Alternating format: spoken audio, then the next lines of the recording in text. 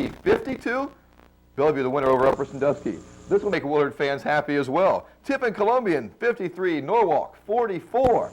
So Norwalk and Upper say, hey, Willard, take the crown. We don't want it. That's the way it looks right now. Both teams now 2 games behind Willard in the NOL standings. Willard does have to play them both, but hey, if tonight's any indication, forget it. Hard to believe. Wynford, Colonel Crawford, overtime. Wynford 47, Colonel Crawford 45. Things got crazy in JV games as well, where Colonel Crawford beat Wynford in overtime. And in the MAL again, let's talk about JVs, where Seneca East won in 5 overtime, 61-60 over St. Wenland's.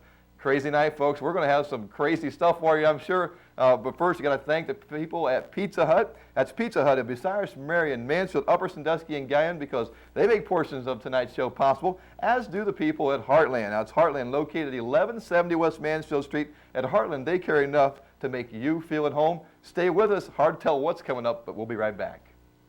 Brought to you in part by Pizza Hut of Bucyrus, Gallion, Upper Sandusky, Marion, and Mansfield.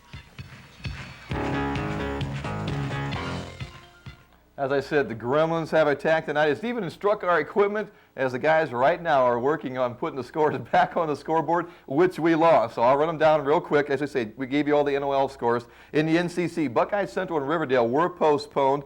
Wynford, of course, over Crawford by 2 in overtime. It was River Valley in a tough one against Pleasant, 55-53. Who can figure it out? Elgin Mohawk postponed. Ridgedale over Cary, 63-59. Another good ball game there.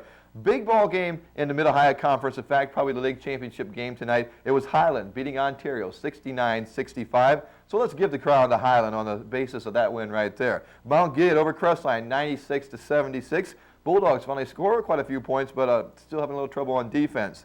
Cardington over Northmore by 1, 69-68. Fredericktown over Marion Catholic 71-63. It was South Central over Norwalk St. Paul in the Firelands. That's 97-60. The big shocker in the Firelands as well. And we're going to have highlights or lowlights if you're a Plymouth fan, because Monroeville knocks off Plymouth 76-61. Phil Harris is there later on if things work out. Everybody got back late tonight. We'll hopefully have some highlights with Phil. 76-61, at least South Central all alone in the Firelands Conference. Clear Fork beats Loudonville 85-80. I tend to think that's a bit of an upset as well. In the Ohio Heartland Conference, Lexington 79, Mansfield and Malabar 57. So they bounce back and they roll after their loss last week at Willard. Mansfield Senior 70, Mansfield Madison 63. It was Mansfield Christian 69, Open Door Christian 60. When you see that score on the scoreboard, it'll say Mansfield Christian 69, Open Door 60. We're not talking about anybody's shortstops, ball players, or anything. That's Open Door Christian. We just didn't have enough room for the Christian. In the MAL, Hopewell Loudon 76, North Baltimore 58. It was Seneca East 61, St. Wenland 53 in a game that just got over because of that wild 5 overtime JV game. Tiffin Calvert, as we said, 82, Old Fort 78, 3 overtimes. Happy birthday, Tony Mass. He got a big gift there from Old Fort, who played great ball, but Calvert pulls it out to remain on top of the MAL. So happy birthday once again. New Regal loses to Bettsville 59-55. We'll have an opportunity to see New Regal this weekend as they travel to Mohawk tomorrow night. That's a game here you'll see here on TV 54 on Sunday morning. In the Sandusky Bay, Oak Harbor in a squeaker over Sandusky St. Mary's, 75-73. Margaretta 83, Port Clinton 75. Edison 69, Clyde 68. Huron 86, Sandusky Perkins 71. So Huron bounces back after losing against Oak Harbor last week in the Sandusky Bay Conference. Well, with all that called up, everybody's still out working on their stories. Everybody got back late. Like I say, a wild night. So let's take a look at the week's action in the girls. Now, it started on Tuesday night, and there was a big upset Tuesday night over in the Houston Hospital. Now, for just the second time in the school's history, Willard defeated Shelby in girls basketball. The Lady Flash has dominated the glass. In the upper bracket of the Division I sectional, Ontario, Tiffin Columbian at 5-12 meets Fremont Ross at 2-14, with the winner having the unenviable task of meeting Mansfield Senior at 16-1 in the sectional championship. February 14th and 18th are the dates. In the lower bracket, Ashland at 13-4 meets Madison at 4-13, with the winner taking on second-seeded Sandusky. The Lady Streaks at 13-2. Once again, the dates, February 14th and 18th. Division II will be contested at Colonel Crawford this year. Bucyrus at 9-6 takes on Lexington in the opener. The Lady Minute Maids at 3-14, with the winner meeting top-seeded Shelby. The Lady Whippets at 13-3. The dates there are February 14th and 18th. Now the lower bracket shapes up to look this way. Galleon at 7-10 in the opener against Malabar at 10-8, with the winner meeting Willard, who got the second seed. The Lady Flashes at 10-7. Once again, those dates are February 14th and the 18th. Now the 6-team Division III sectional at Buckeye Central may be the best, with only 2 teams carrying sub-500 records into the tournament. Upper Sandusky and Clear Fork tied for the number 1 seed on 2 vote counts, but Clear Fork won the coin toss and opted for the first seed, with Upper Sandusky going number 2. Both teams took the first round byes, with the Lady Colts going in the upper bracket, the Lady Rams in the lower bracket. Wynford had the misfortune of pulling the 4th pill, Ontario the 3rd, then Colonel Crawford the 2nd, and Crestview got the number 1 pill. So here's how the tournament sets up. In the opener, Crestview at 8-9 meets the Lady Eagles of Colonel Crawford at 7-9. The winner meets top-seeded Clear Fork at 12-3. These tournament dates are February 14th and 16th at Buckeye Central. In the lower bracket, look at the dandy there. Wynford at 11-5 against Ontario at 11-5, a rematch of last year's sectional over at Lexington. The winner meets Upper Sandusky, who are 14-2 as of tournament draw. The dates once again are February 14th and the 16th. And over in the Division IV tournaments at Willard, Plymouth at 5-10 meets Monroeville at 6-11 in the opener, while that winner takes on Norwalk St. Paul, who got the number 2 seed in that tournament at 14-3. And then South Central meets Buckeye Central, the top-seeded team in the tournament. That date is February 18th, and the winner advances on to the district tournament at Colonel Crawford. What about that Division III of Buckeye Central? Now you've got Wynford facing, who was it, Ontario, I believe? Both those good ball teams there, and then the winner's got to play Upper Sandusky, Upper with only 2 losses. But remember, one of those losses was a convincing loss to the hands of the Lady Royals of Wynford. So Wynford playing good ball, and Lady Rams have got to be a little worried about that. The guys tell me the scoreboard's ready, so we'll be getting to that here shortly. Also, I forgot to mention that in the NCC standings, I always say it'll be Riverdale and River Valley tomorrow for the championship. But Wynford wraps up 3rd place at 7-2, and then you have Mohawk, who was a winner on Thursday night, 59-50 over Pleasant. They are 4th place at 6-3. Buckeye Central at 5-4. Colonel Crawford, who was a winner over Cary, 61-60 behind Tina Zweyer and Tracy Weir. They finished at 4-5, followed by Elgin at 3-6, 2-7 for Ridgedale, 1-8 for Pleasant, and 0-9 for Cary in league play. Also Division IV now, a bracket that we didn't have on the TV for you at Bucyrus, Division IV. It's number 1 seed Mansfield Christian playing a first-round game against Lucas.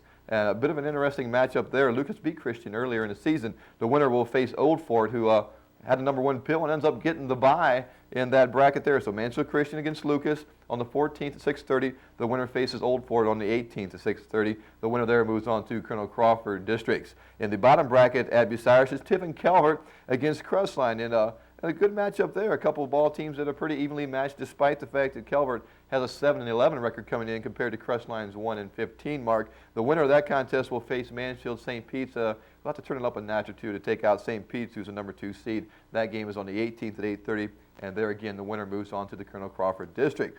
Well, I think I finally caught my breath. As I say, the scoreboard's ready. I know the Ohio State Trivia is ready, so let's get out of this first segment. Hopefully we'll come back. Everything will be rolling for us. Ohio State Trivia number 1 coming up, and then we'll be right back.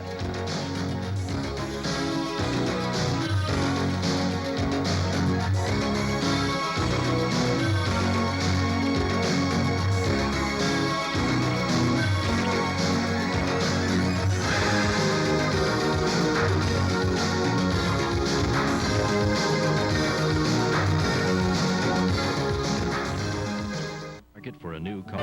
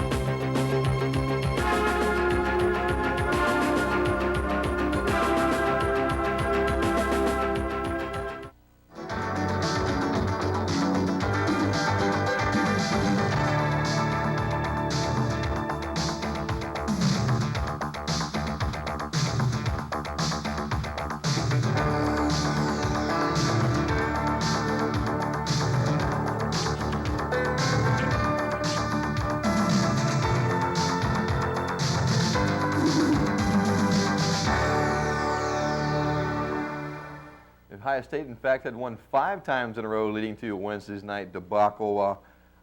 I was at Willard game tonight, and by the way, very nice Willard, the green room. I was in there chewing on a couple chicken sandwiches and such. Our officials tonight, Russ Pitts and John Gurney over there, and John come in, we're talking a little bit about that game, and typical official, sticking up for official. I still say it was a terrible call. He did not travel with the basketball, did not double dribble, and it's just a case of being on the road in the Big Ten, and well, you haven't one jam to you is what it amounts to, I thought, but hey, Gurney says he's seen it from a different camera angle.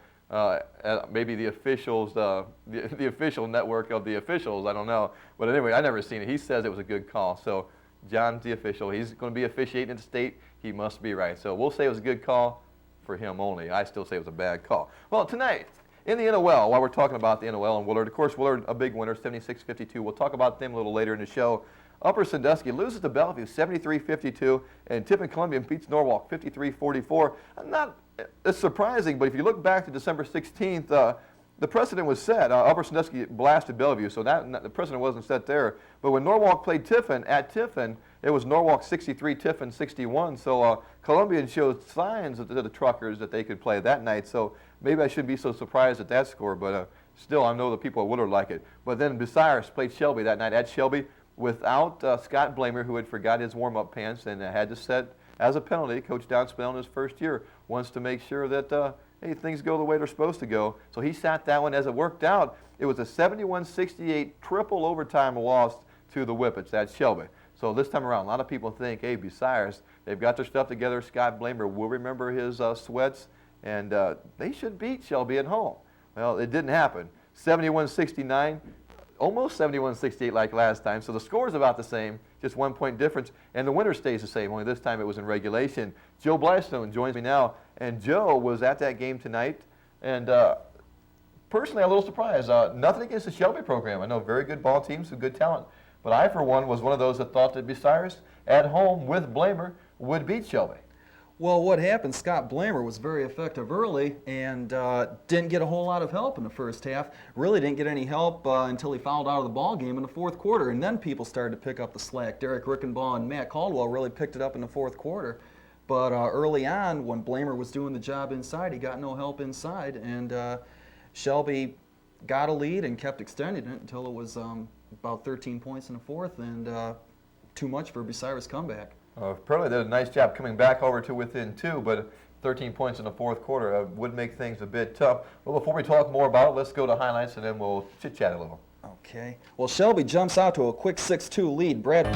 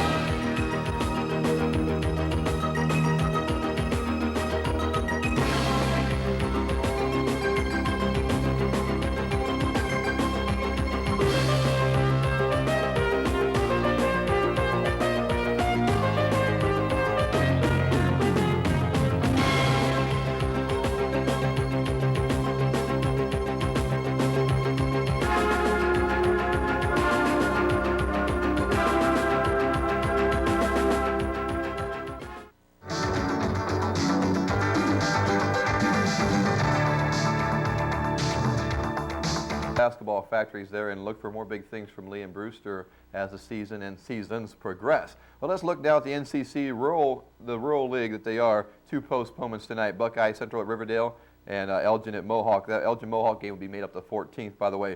Scores we do have: River Valley 55, Pleasant 53, and a squeaker for Valley. And then Ridgedale 63, Cary 59. And a game hopefully that you've seen here live on TV 54 if you weren't out at a ball game. Of course, first thing to do is go out to a ball game. If you're home, however, hope you watched it.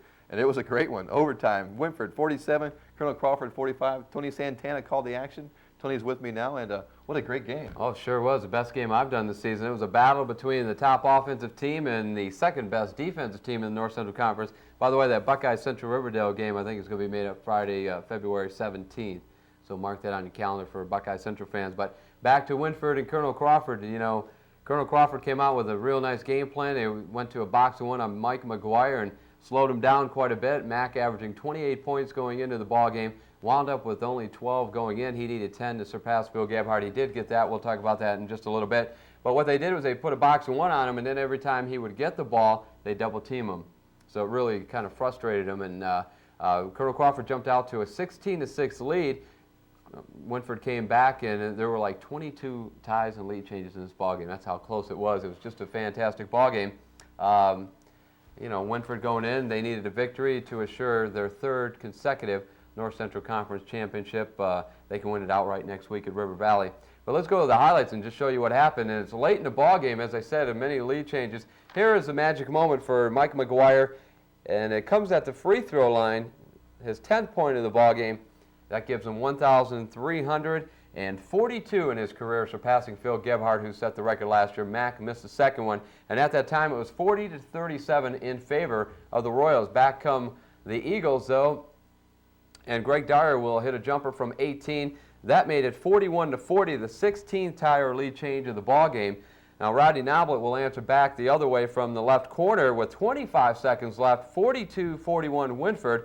Rodney had 14 points on the night, so he picked up the scoring slack. Now back the other way, Sean Ritzop hits a jumper from the right corner, and that made it 43-42. Colonel Crawford has only 2 points of the ballgame, 10 seconds left in the contest. And right there, Chris Burkhardt is called for the foul on Rodney Noblet, so he'll step to the free throw line with a 1-and-1. Here's what he does. He ties it right here. You see the clock, 4 seconds left.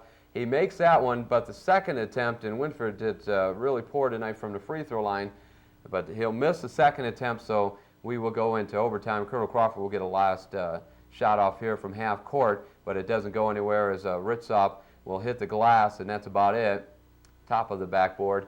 So we go into overtime, and Colonel Crawford gets on the board first. Is nice pass from Ritzop to Shane Stuckman down low, and that made it 45-43. Back the other way, shaneGrove with a nice pass from Matt Johnson. Strong move over Stuckman. He got the basket, drew the foul, but he missed the free throw, so it's 45-43, or make that 45-45. It's all tied up. McGuire gets the ball here with less than 6 seconds left. 2 seconds left off the glass, rolls around, goes down, and that was the game winner as Colonel Crawford gets one last chance with 2 seconds left, but Stuckman's shot hits the glass and goes out. So the Wynford Royals win it 47-45, and as I said, their 3rd North Central Conference Championship in a row, unprecedented in school history, and we had a chance to talk to the coach afterwards about that, and we'll go to him in just a second. But don't even ask me the scoring because it was that close I just lost track. Well, I know you were late getting back too because the JV game went overtime. Yeah, and that was another outstanding ball game. Colonel Crawford won by 1 in OT.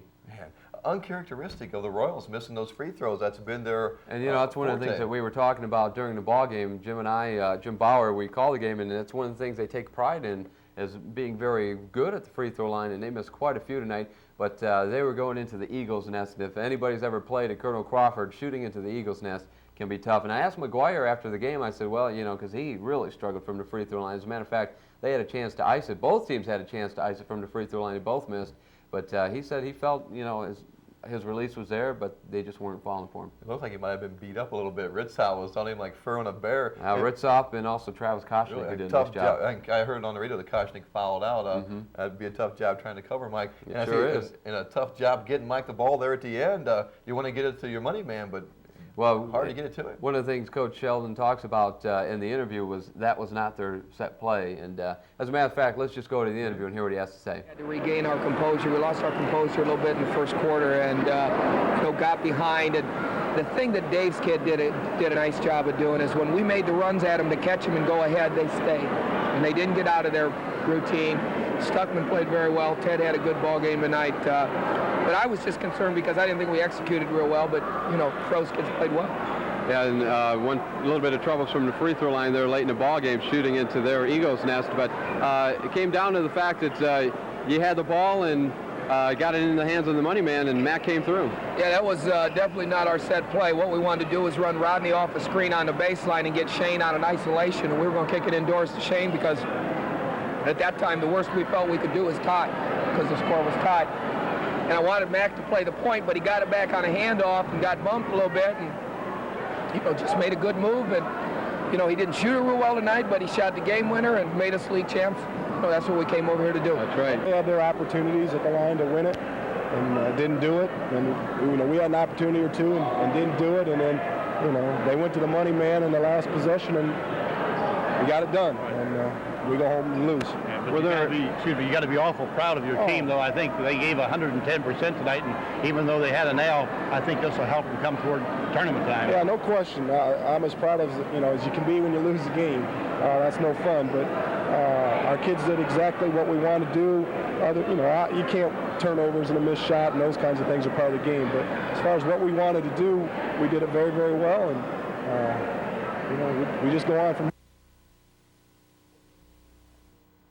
And Colonel Crawford came out, as I said, with a real nice game plan, and they stuck with it. You'd figure Wynford scoring 82 points, they only scored 47. Somebody did a nice job.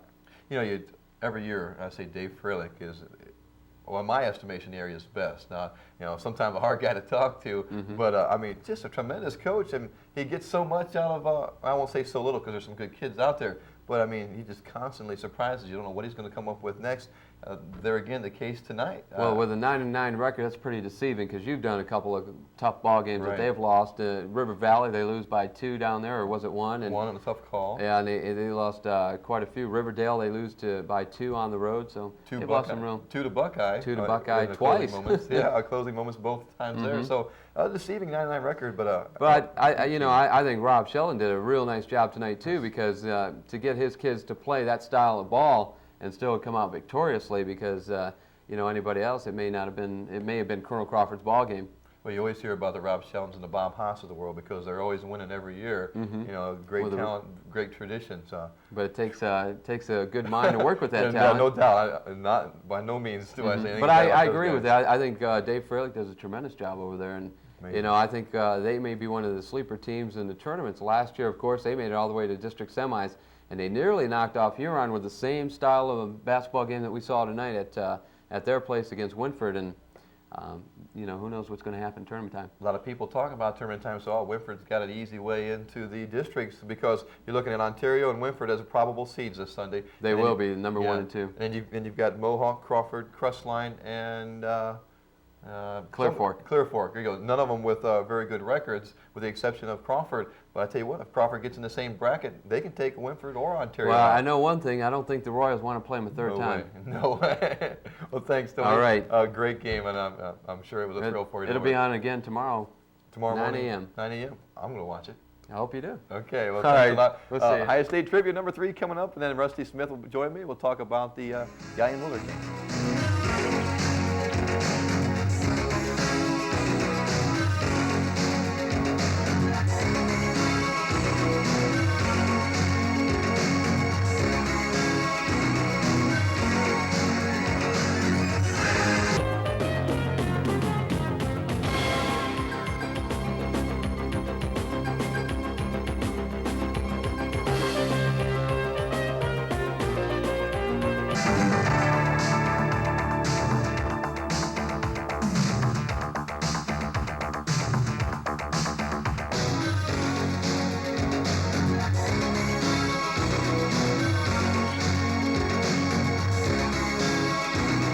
In a North Central Conference showdown.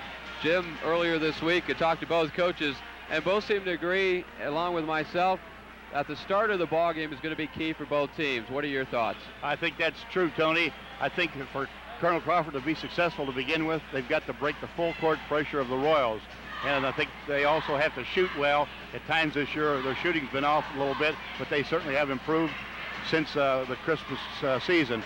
Also, I think they've got to be very consistent, and I think probably to their advantage, it would be if they could play more of a half-court offense than a full-court game, although I know they like to run somewhat, but I don't know if they have the weapons to keep up with the Royals to run the whole game. Well, the Eagles are riding a 4-game winning streak. One key factor in that has been the play of J.C. Amon, a sophomore guard. We saw him during the first half of the season play JV ball, And he's moved up to varsity after the holidays, and he has made a difference in that ball club. I think that was one of the things that they were lacking, was a true point guard, and he's given them that style of play that they need. Right, Tony. He's going to be a good one. There's no doubt about it. And they needed leadership early in the season, and I think they found it now in Amon. And, of course, he's just a sophomore, but he's played several games since the Christmas season, and they'll probably have to depend on him a lot this evening. Two historical events could take place tonight, Jim. Number one, if the Royals win, they will assure themselves of at least a tie for the North Central Conference Championship, and that'll give them 3 in a row. No other team in Wynford history has done that. Also, Mike McGuire is just 10 shy of breaking Phil Gebhardt's all-time scoring career mark of 1,341, so we'll keep an eye on both those tonight. That's right, Tony. I think as far as Mike McGuire is concerned, he's been one of the most complete ball players in Wynford's history. He can do it all. He's a good offensive ball player, but he's also very unselfish with it. He's a very good defensive player. He doesn't commit many fouls, and he's an excellent rebounder. So his Gebhardt's record should go by the wayside probably this evening sometime. May even be in the first quarter.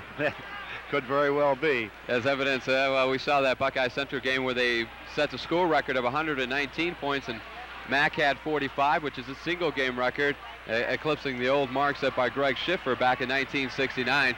Once again, the Eagles will have to try to control the tempo early and try not to run with these Royals. That's right, and it'll be interesting to see what Coach Freilich has up his sleeve. Usually he comes out with a good defense, and I know his teams are sound in rebounding, and whether they come up with a box and one, a triangle or two, or something like that, it'll be interesting to see what the matchups will be here at the beginning of the game. Well, I tell you, the respect that Rob Sheldon has for Dave Freilich, he says he's going to come up with a defense that nobody else has come up with before for this ballgame. So we shall see. We still have about 7:16 remaining before the opening tip-off and the introduction to the starting lineups. We will take a quick 2-minute timeout. When we come back, we'll have more live from the Mac Morrison Gymnasium on TV 54. It is Wynford and Colonel Crawford. The Mac Morrison Gymnasium. Tony Santana along with Jim Bauer and our two officials tonight. You see them right in front of us. Who are they, Jim? Okay, the officials tonight come from the Toledo Association. They are Larry Schmakel and Rich Shapinik. Say that 3 times. Jim, if the varsity game is played like the reserve game was, we should have a dandy of a ball game, because in that reserve game, Colonel Crawford, after building up a big first quarter lead, then surrendered it and trailed midway through the fourth quarter, but rallied back to win 55-54 in overtime. And it was a great ball game. That was an excellent ball game. It just seemed like it was a game of extremes, but both schools can be proud of the youngsters coming up, and it looks like both programs could be very sound in the next couple years. Who are some other key players that we're going to look for in tonight's ball game? Last time these two teams met, the inside game of Phil Crosso and shaneGrove combined for 7 points, but they have since matured and gotten a lot better since that debut game. That's right. As far as Wynford's offense is concerned, you pretty much count that Noble's going to hit some from the outside, and certainly McGuire will get his. But since Christmas time, the play of shaneGrove and Crosso has really improved tremendously. And I think for the Royals to be very successful tonight, they've got to get an inside game going early in the game. I think that means a lot to them, because that can free McGuire and also Noble from the outside. Well, the one thing we saw against Buckeye Central was immediately when Buckeye Central would put up a shot, there were guards breaking down the floor for the long outlet, and as soon as the big guys got the rebounds, they would let it unload. You see that happening tonight? That could very well be, but I'm sure Coach Freilich probably has them scouted very well, and we'll have a guard staying back, and we might add too for the offense for the Royals. Their guard has been very unselfish this year, Matt Johnson, and he's done a lot of set a lot of screens and has had a lot of assists for the rest of the team, especially McGuire. Well, one thing Rob Sheldon said earlier in the week, he said this is a team of role players. They know the roles, and they do them extremely well. For the Eagles, two big guys themselves, and Shane Stuckman and Ted Kirsch. Stuckman having an all-star season, 16 points, 10 rebounds a game, and Kirsch has been magnificent as well. Right, Kirsch has a very soft touch on the ball, plus the fact he's a good baseline driver too. And I think, in due respect to both coaches do an excellent job of playing their bench. And I think tonight you may see 7 or 8 players in the first quarter to get them a little experience in case they need them later in the game. All right, these are some of the matchups within the matchup. We have about 2:23 before the starting lineup introductions and the opening tip-off. We'll take another timeout. We'll be back. Sharp's remarkable CX5000.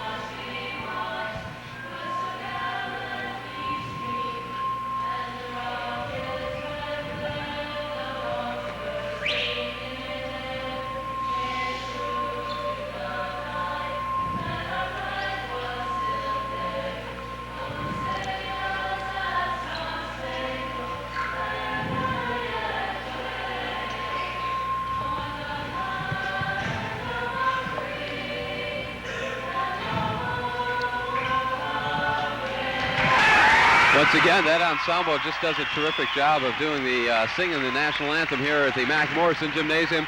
And you saw our sponsors during the break, and I want to say a special thanks to United Ohio Insurance, the home office in Bucyrus, Ohio, for sponsoring portions of tonight's ball game on TV 54. Now for the starting lineups, we'll turn it over to our PA announcer. And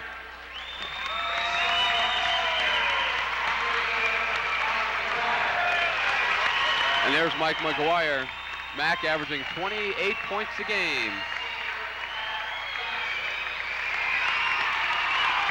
Matt Johnson wearing number 21 tonight. Matt scored 5 points in the last meeting. Rodney Noblet had a big game in the first time around. 22 points for the 5'11 senior wearing number 23. Phil Crosso, as we said earlier, he had 4 points in that opening game. A 6'5 senior wearing number 43.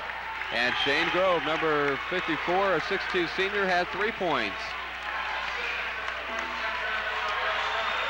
And you hear the thundering ovation for the home team, the Colonel Crawford Eagles.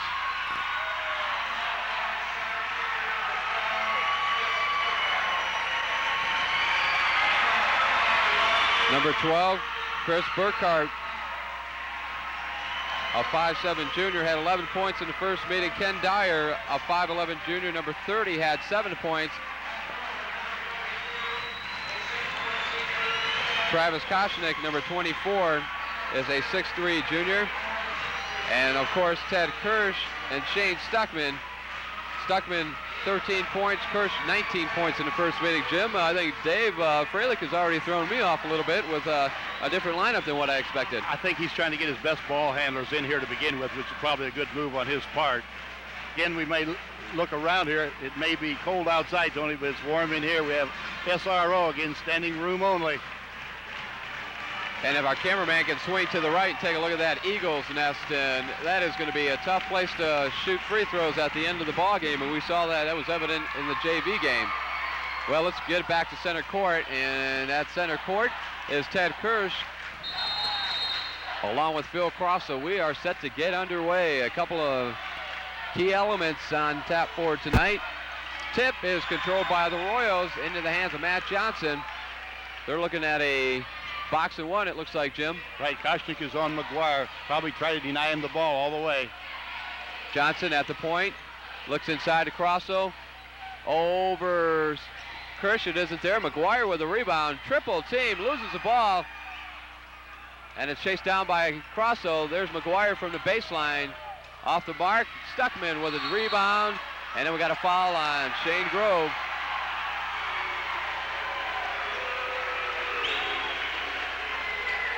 First foul on Grove, first team foul for the Royals. 7:33 just underway here. Tony Santana along with Jim Bauer. Now, Tony, we'll take a look at the Royals defense. Full court 2-2-1 zone press.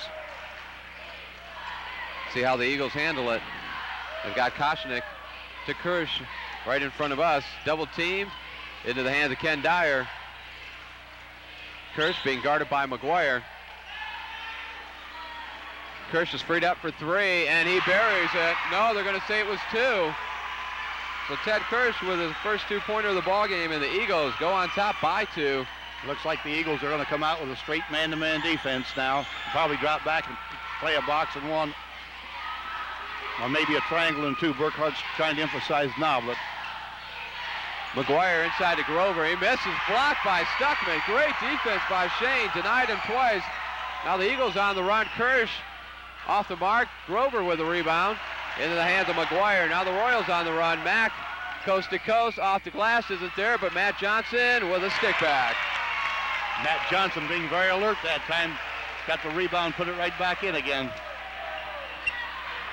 We're all tied up at 2. Ken Dyer in the backcourt, double team. And it's kept alive by Kirsch right into the hands of shaneGrove. So there's a turnover. Rodney Noblet trying to dribble through traffic, gives it right back to Ken Dyer. So far, the officials are letting them play. The Royals are starting out with a man-to-man defense. That's Chris Burkhart with the ball, being guarded by Matt Johnson. Left side to Koshnick to Stuckman. He's been red hot of late. Kirsch in the corner, back out to Stuckman. He can unload for 3. So Crosso will have to keep an eye on him. Dyer, nice drive. Doesn't have anywhere to put it, though. Now Stuckman will. That's off the mark. Rodney Nobler with a rebound into the hands of McGuire. Double team, goes down low to Grove. Nice move, misses a shot. Kirsch with the rebound. Burkhart back the other way to Koshnick. Up and in. So far, the game's been rather physical, and the Royals are kind of missing their inside game thus far. Now we'll take a good look at the box and one that the Eagles are putting on the Royals. Crosso to Noblet on the right side. Drives in. Nice shot by Rodney Noblet, but it doesn't go. Grove with the rebound. He's hammered. Nothing called. Rodney Noblet with a second attempt. And finally, nothing there. And it's the Eagles who come out of there with the rebound and the ball. Boy, you're right, Jim. They are letting them play tonight. Yeah, it's very, very physical here the first couple of minutes. They're letting them play. And we'll see how well the players adjust to it. Colonel Crawford with the ball and a 4-2 lead. There's Burkhart in the center, drives a lane. He's fouled by Crosso. That's number 1 on Phil. It's a shooting foul as Burkhart will step to the free throw line and shoot a pair.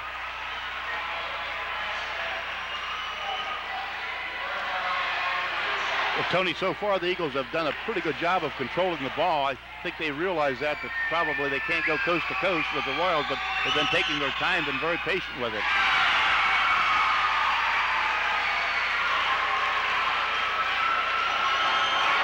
Chris Burkhart with his first point of the ball game. Adds a second one as he's 2 for 2 from the charity stripe. 6-2, Colonel Crawford with a 4-point lead, and this is one of the things Coach Freilich wanted to do, was stay closer, get that early lead. Well, the Royals are walking the ball down the floor, so that they're playing in the Eagles' hands right now. Need to force the tempo. Johnson to Crosso, and that's off the mark. Grove tips it around. Last touch by the Royals. It'll be Colonel Crawford ball.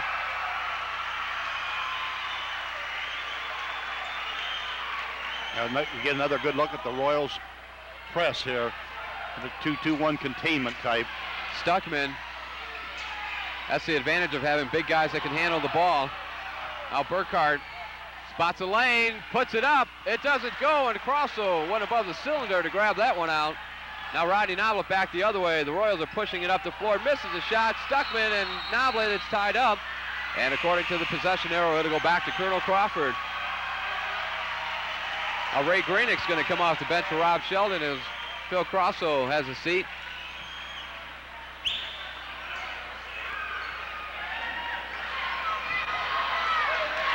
There's Koshnick, right side to Kirsch. Double teamed and trapped. Gets it to Burkhart. He's double teamed. Kirsch has it. A good job by the Royals and a good job by the Eagles. Dyer had a hard time controlling it, finally does. Kirsch, nice move around Greenick. It'll count. We got a blocking foul on Mike McGuire. Kirsch with the bucket. The Royals probably want a timeout now.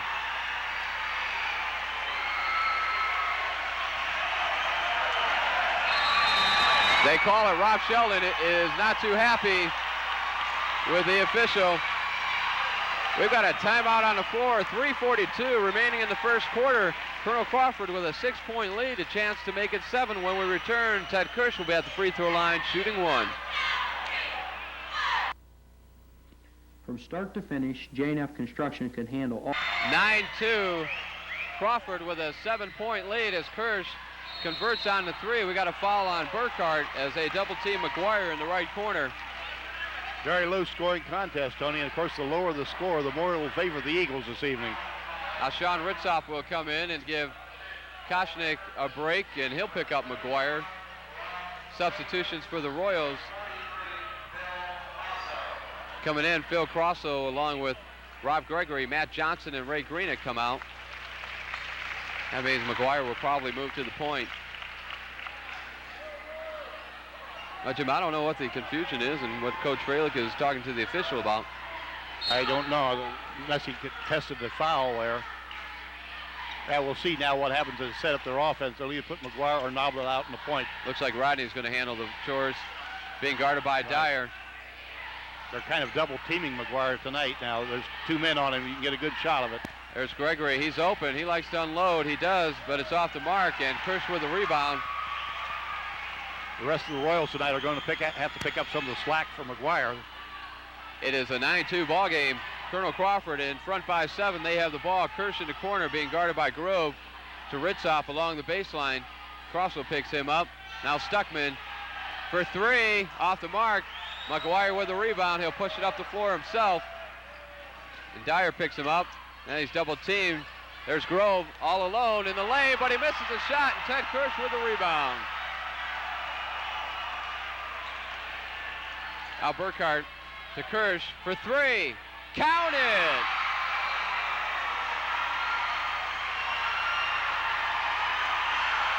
(12-2). Colonel Crawford explodes to a 10-point lead. 8 points for Kirsch in this first quarter. Mack double team. There's Gregory for 3. That's off the mark, and the Royals are only getting 1 shot down on the floor. Stuckman had the rebound. Burkhart pushes up the floor, and he misses a shot as Crossell did a good job of staying at home on defense. There's McGuire for 3. It's off the mark. Nobody chases it down. Goes out of bounds. Colonel Crawford will keep it. The Royals seem to be completely out of sync so far in the first quarter. Well, this defense they've come up with has looked like frustrated McGuire a little bit. You're right, Tony. They're playing a box and one, but they're also putting 2 men on him so he can't go either way. And they're gambling, and so far the other Royals haven't hit from the outside. Now Dyer gets it across the timeline for Colonel Crawford. They lead by 10, 1:55 in the first quarter. Now, if the Royals go into zone like this, look for the Eagles to be a little patient. Dyer from the baseline hits his first shot of the ball game. He's got 2, 14-2. Colonel Crawford in front by 12. And we got a foul away from the ball. Rodney Noble's 3-pointers are going to count. I believe maybe the Royals took a timeout.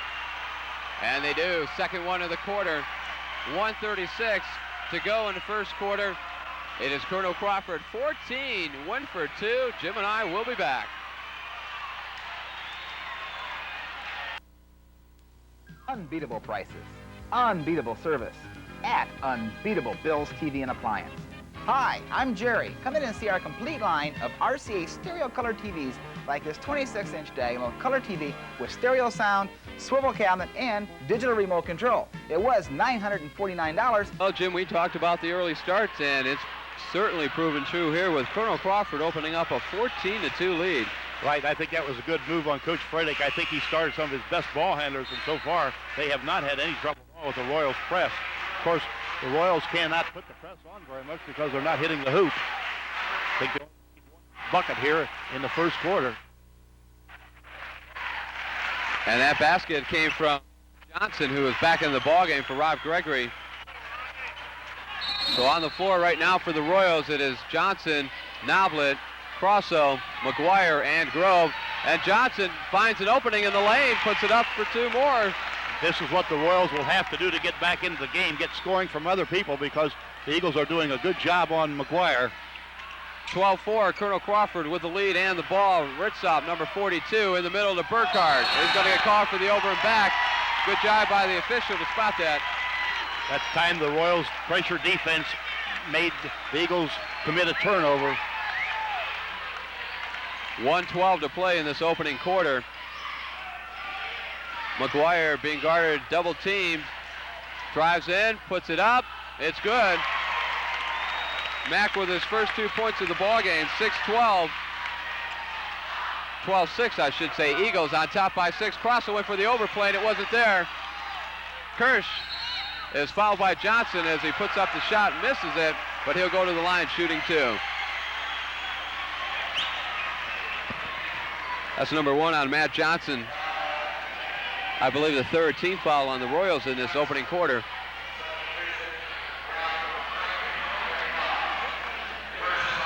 Tony, the Eagles have done an excellent job of defensing the Royals here in the first half. Their box and one has paid off huge dividends thus far.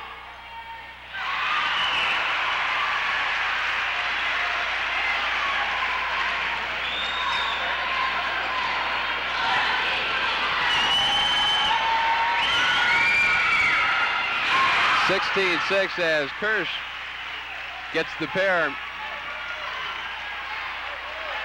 We look at the box now. Ritzhop is guarding McGuire one-on-one. 10 points for Kirsch in this first quarter. Now Rodney Noblet dribbles around, back out to McGuire, spins around, gets it to Noblet in the corner along the baseline. Soft touch for Rodney, rolls around and comes out. Gregory had the rebound, trying to put it back up, and it's last touch by Colonel Crawford, so the Royals will get it underneath their own basket. A lot of physical contact out here this evening, Tony, especially under the baskets. McGuire, he'll pull up for three. He's got it. He's halfway there. But it's still Colonel Crawford on top by 7, 16-9. They have the ball. Dyer, 3-on-1, left side to Stuckman. Back out to Dyer. In the hands of Burkhart. Undoubtedly, they'll go for the last shot now with only 5 or 6 seconds going. Dyer. Burkhart will put it up for three. It's off the mark, and the first quarter has come to an end here at the Mac Morrison Gymnasium. Colonel Crawford has opened up a 7-point lead, 16-9, and Jim and I will be back after we take this timeout. To the Mac Morrison Gymnasium, we open up second quarter play. Wynford with the ball. They trail by 7, 16-9. We'll check the scoring for you in just a second as Crosso to Johnson. Left corner, bounces out. He chases it down to Rodney Noblet. And McGuire chases down that loose ball. Mac had 5 points in the first quarter. There's Rodney Noblet from the right corner. He's got 2. His first 2 points of the ball game. 16-11. Colonel Crawford with a 5-point lead. They had led by as many as 12. Now Stuckman just inside the 3, misses. Kirsch tried to stick it back in, that wouldn't go. Crossell with the rebound. Royals on a run here. Johnson down low to Grove inside. He's got the shot to drop. That was the beginning of their inside game there. Last touch by Colonel Crawford. Wynford will get it back. A 7-point run here for the Royals. Tony, do you feel the momentum kind of switching the other way now? Especially if Noblet hits the three-pointer. He doesn't. Mack touched it last. Oh, they're going to say Colonel Crawford did. Look from here like McGuire did. And in the first quarter for the Eagles, scoring-wise, it was Ted Kirsch with 10 points. There's Johnson from the left corner. That's good. Matt Johnson's got 6. The other Royals are starting to take advantage of the box now. They're wide open. Royals are to within 1, 16-15. Now the Eagles survey the situation, looking at a man-to-man defense. Ritzop being guarded by McGuire to Dyer. Puts it up, off the mark. Kirsch had the rebound. We're going to get a foul on Sean Ritzop. So Ritzop picks up his first. I believe that's the team's second. You know, Jim, this game is shaping up to be very similar to the JV game. That's right. A game of spurts. Take a good look here now. You'll see another of the box and one the Eagles play, and they've had good strategy thus far this evening on it. Crosso with a strong move in the lane, misses a shot. It's chased down by Grover to Johnson from the right wing. He's got 2 more. Matt Johnson has 8. And the Royals take the lead for the first time in the ballgame, 17-16. They have scored the last 14 points. Or I should say the last 11 points. And now Dyer double team. Just did avoid the 5-second call. 5.5 minutes to go in the second quarter. 17-16, the Royals on top by 1. Kirsch, or make that Stuckman, over Crosso for 2. That breaks a dry spell. Shane's first 2 points of the ball game makes it 18-17 Crawford. McGuire slips in the corner, and we got a foul on Ritzop as McGuire tried to go baseline. It's number 2 on Sean. Now Travis Koshnick's going to come back in and probably give Ritzoff a breather. It looks like Coach Frederick is going to rest the players each time 4 or 5 minutes that have the assignment of guarding McGuire. Off the inbound, Crosso with a nice move over Stuckman. Bill's first 2 points of the ball game. 19-18, Wynford back up by 1. Burkhart back the other way. I believe Wynford is playing a little bit more aggressive defense now, Tony. Kirsch over Johnson. That is a mismatch. Kirsch misses a shot. McGuire with a rebound. Ahead to Johnson. He'll stop and pop. Missed the shot. Burkhart chases it down. We got a foul. Let's see who it's on. I mean, maybe on shaneGrove. That's going to be on Rodney Noblet.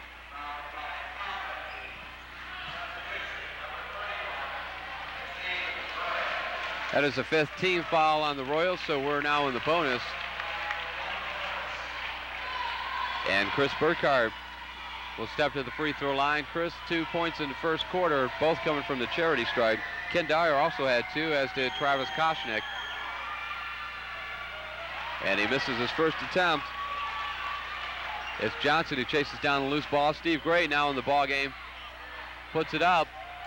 Misses a shot. Grove is right there off the weak side, but he misses the stick back. Seems like shaneGrove shooting the ball just a little too hard tonight. Well, Tony, when these two schools get together, you can throw away the record books and past games and past history. More times than not, Jim, you're right. Dyer finds an opening down the lane and takes it to the hole for 2. Has a great drive that time by Dyer. He found the opening in the Royals defense and took advantage of it. He's got 4, and we got a foul on Koshnick. That should be the Eagles' 5th. Let's see.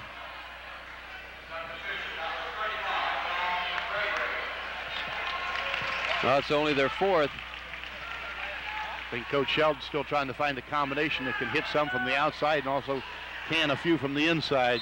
So he brings Rob Gregory in. shaneGrove comes out. Gray with it inside to Crosso. He wanted it. He's got it. And somehow gets the shot off, but it doesn't go. Gregory is there. Puts it up and in. Great hustle that time by Gregory. The pass before that was a little low to Crosso, and he had a hard time getting the handle on it. 21-20, Wynford with a 1-point lead. 3:43 and counting in the second quarter. Now you hear that whistle. That is Dave Freilich. That's his way of barking out signals to his team. Plus the fact I think he's got a little flu. His voice is a little harsh tonight. Kirsch being guarded by McGuire. Back out to Burkhart. Johnson picks him up. Dyer. Well, this is a key you see right now for the Eagles, the half-court game. This is something they need.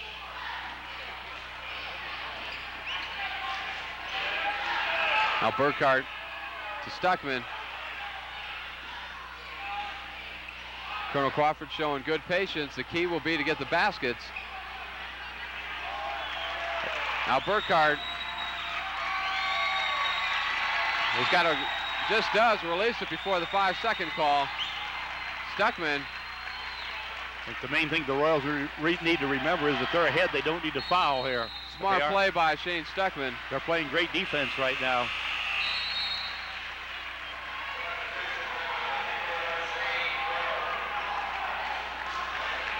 You see our score 21-20.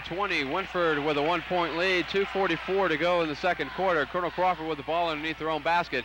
Dyer just inside the 3. It's off the mark. Gregory had it, then lost it. Koshnick puts it up and in. Great hustle that time for the Eagles. They came up with a loose ball, an easy 2-pointer. 22-21. A number of lead changes in the second quarter. Matt Johnson has moved down to the wing now, and he's hit a couple of key buckets here for the Royals in the early quarter. And they set the screens for McGuire for 3. He misses a shot. Burkhart with a rebound. 3-on-2, right side to Koshnick. He was off balance when he put that one up. Nothing called. There was contact. Now Johnson ahead to McGuire. Down the lane to Grover. Misses a shot. Kirsch with the block. Great defensive effort that time by the Eagles again.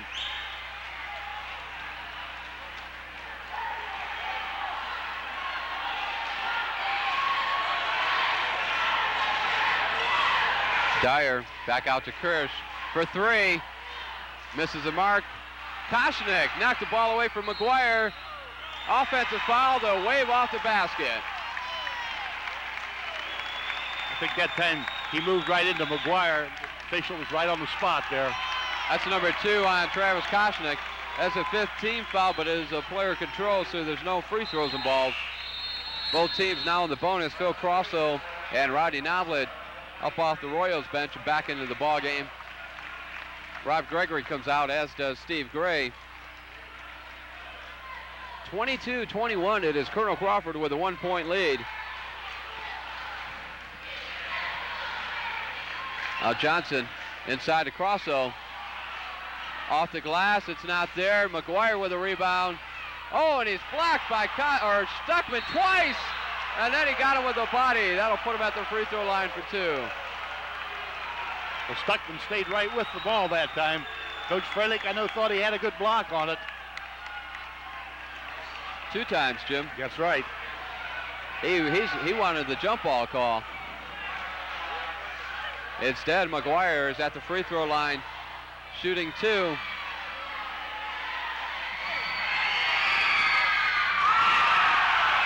I think, Tony, in looking at the Royals' inside game, both shaneGrove and Phil Crosso are shooting the ball a little too hard tonight and too quick. They're not squaring up like they normally do.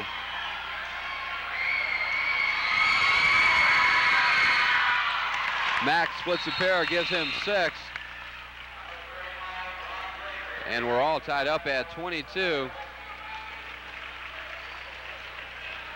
Well, as we said earlier, the lower the score, the better it'll favor the Eagles, and so far that's true, and we have a tie game here at 22-all. There's a near steal by Johnson. Dyer to Kirsch. Tried to go around Crosso, and it wasn't there. Kept alive. Rob Gregory had it. Now Noblet does. Good defense by Burkhart, back the other way as he comes up with a steal. Less than a minute to play. The Eagles may sit on this one and milk that clock down and take the final shot. I think you're right, Tony. You see the tremendous rivalry between the two schools now. They're playing great, intense basketball. Well, Jim, we have had 7 ties or lead changes in this second quarter alone since Wynford came back and took a 1-point lead. We're all tied up at 22, 30 seconds and counting. Kirsch. And it's off for Wynford, so Colonel Crawford gets a break there.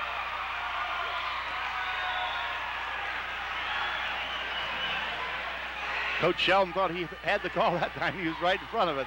Undoubtedly now the Royals could go back into a zone, and they'll probably try to force the Eagles to shoot from outside here the last few seconds of the first half.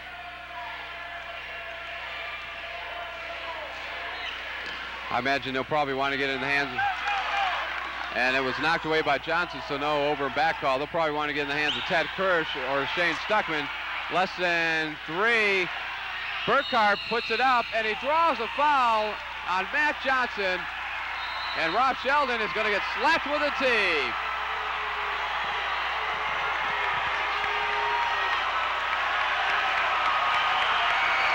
Rob Sheldon's already on his way into the locker room.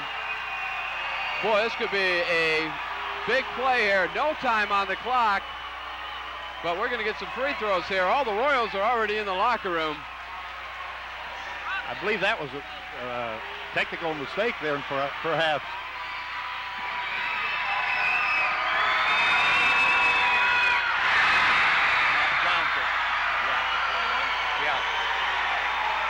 Burkhart hits the first attempt. And he's off the mark with a second one. Now we'll get the technicals. Shane Stuckman will be shooting those. Well, if you're a Colonel Crawford fan, you gotta love it. If you're a Royals fan, you gotta wonder what's going on. Well, Rob Sheldon is very, very livid. You can see him in the center of the screen right there. Stuckman sinks the pair. 25-22. The time had been expired, Tony. While you can leave the box whenever you want to, go to the locker room. It is halftime here at the Mac Morrison Gymnasium. Jim and I will be back after we take this 2-minute timeout. Bucyrus First Federal.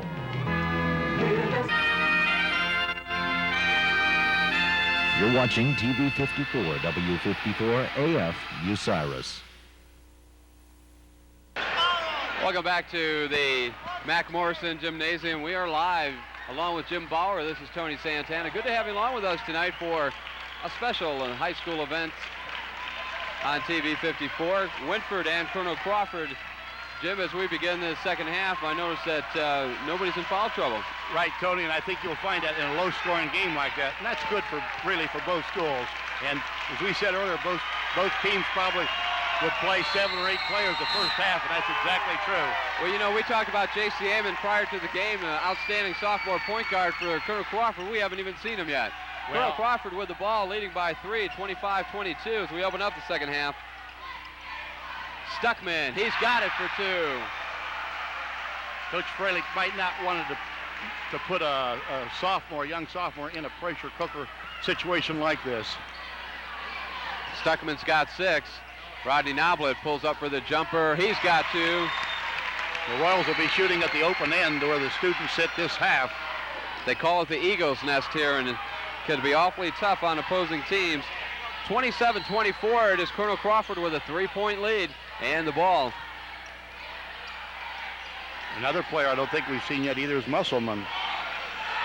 Kirsch down low to Stuckman. Last touch by Mike McGuire, so the Eagles will get it back underneath their own basket. Well, we'll see now after the halftime if the Royals come out a little bit more fired up because of Coach Sheldon's technical. And now the Eagles will probably show extreme patience here in the second half. And there's Grove with a steal. Jim, there's McGuire for 3. It's off the mark. Stuckman with a rebound, and they're going to call Grove for the foul. Jim, looking at the rebounding stats for Wynford, only 22 rebounds in that first half. Does that surprise you a little bit? Yes, it really does. But as we said earlier, just was that example right there where the Royals just got 1 shot. A lot of times they've come down the floor and they've only got 1 shot, and that hurts. Now Dyer turns it over. Noblet's got the basket. There, the Royals press took effect there. They're in a 1-2-1-1 zone press right now. And there's Kirsch, double team. They turn it over again. We got a foul on Ted Kirsch. 27-26, Colonel Crawford with a 1-point lead. But the Royals are trying to come back and take the lead on this possession.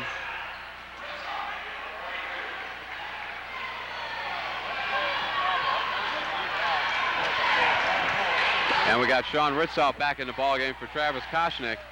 Crosso out front to Rodney Noblet. He'll pull up for 3. It's off the mark. McGuire with a rebound. Oh, and it doesn't go, but he draws a foul on Stuckman. He'll go to the line, shooting 2. That's number 2 on Shane. See, the Royals are much more aggressive starting out the second half than they were at the beginning of the ball game. I think Coach Fralick put Ritzoff back in the game so they could have a little bit better ball handlers now because the Royals have stepped up their pressure defense. Mack had 6 points in that first half.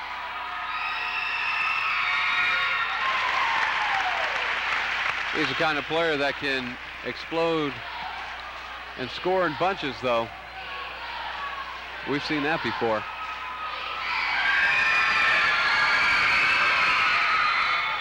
He splits a pair. He's got 7. And we're all tied up again at 27-27. That is the 9th time in this ball game that we have had a tie or a lead change. And that's certainly playing into Colonel Crawford's favor, Jim. That's right. As we said earlier, the lower the score, the better it is for the Eagles. Dyer is fouled by Matt Johnson. That's number 3 on Matt. That was a great move by Dyer that time. Got the rebound and faked and then went up in the air and got fouled. Let's see if Rob Sheldon goes to his bench. While we have a second here, Tony, speaking of this being a close and exciting game, Wednesday we were able to have the opportunity to watch a close game at Tiffin as the TU Dragons played Malone College. Kenny had 4 points in the first half and hits the front of the rim on his first free throw attempt. He'll get another one. And Rob Gregory does come in for Matt Johnson. 1-point ball game up there, Jim. Right, and I believe that was the first loss for Malone in the MOC, I believe. 75-74. Well, the Tiffin University Dragons are awfully tough to beat at home. We got a lane violation. He'll get one more. One of the Royals stepped over the line. The referee is pointing a finger at Phil Crosso, so apparently he got a little anxious that time. So Dyer gets another one. And that one's good. He splits a pair, gives them 5, 27-28. The Eagles with a 1-point lead, 6 minutes to play in the third quarter. Gregory in the corner, inside to Crosso, he's triple teamed. Back out to Gregory. Crosso along the baseline, spots Grove, and he was a little bit softer that time, Jim. That was a great pass that time from Phil Crosso to shaneGrove. We'll see if the Eagles tire out here last quarter. They have got to be getting a little tired of this box of one. They're doing a tremendous job of hustling on that. 29-28, it is Wynford back in front by 1 as we have yet another lead change. The longer the Eagles can keep Wynford in a man-to-man defense, the better it is for them. Kirsch is off the mark for 3. McGuire with a rebound. He pushes it up the floor, spins around, puts it up. That's off the mark. Gregory did a great job on the offensive glass of boxing out Ted Kirsch, and then Kirsch commits the foul. That's number 2 on Ted. Second one this half. That's right. That time that Gregory had inside position on him. Now we'll take a good look here and see what the Royals set up for their out-of-bounds play, as Rodney Noblet is the trigger man. Noblet. And it's last touch by Burkhart. Good so defense Wynford by will the keep Eagles it. there. It's time to get into McGuire. He's double teamed immediately. That frees up Noblet along the baseline. He misses a shot, and it's Dyer with a rebound. 29-28, Wynford with a 1-point lead. 5 minutes to go in his third quarter. Burkhart ahead to Stuckman. And now the Eagles will slow it up. Burkhart being guarded by Gregory. Right side to Dyer, being guarded by Noblet. Back into the hands of Burkhart.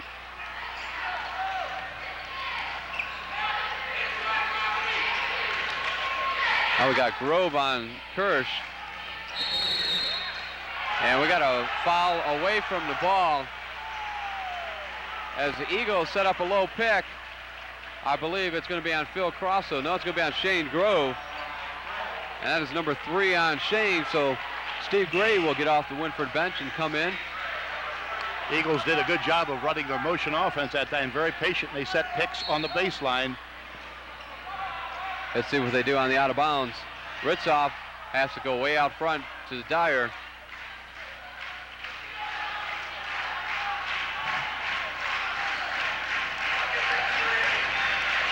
Well, this looks like the Eagles team of the last couple years now, Tony, because they're being very patient with it. Stuckman, despite being double teamed down low, still gets the shot and the bucket. He's got 8. 30-29. Colonel Crawford back on top by 1. And McGuire loses it. He's double teamed. It's Dyer now pushing it up the floor. Turns around, misses a shot. Gray with a rebound. Kirsch nearly stole it, but McGuire has it. Being guarded by Ritzoff. They double team and triple team. Crosso inside over Stuckman. Doesn't get the shot to go, but he does draw the foul. And that is number 3 on Stuckman. That'll send Phil to the free throw line for a pair. Phil had a golden opportunity there for a 3-point play, but again, he shot a little too quick and he brought it from the waist up. You get a good shot of Shane Stuckman, number 44 for the Colonel Crawford Eagles, came into this ball game averaging 16 points and 10 rebounds a game.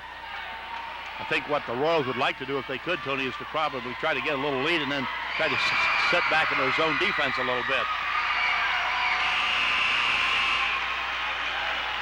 Crosso hits the front of the rim on his first attempt, and with Stuckman 3 fouls, Chuck Musselman comes off the bench.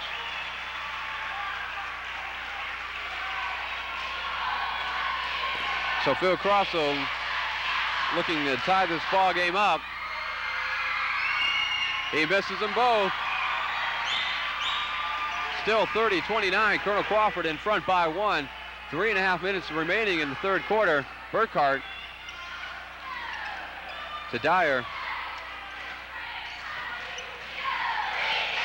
And it's Ritzop now with it. Way out front.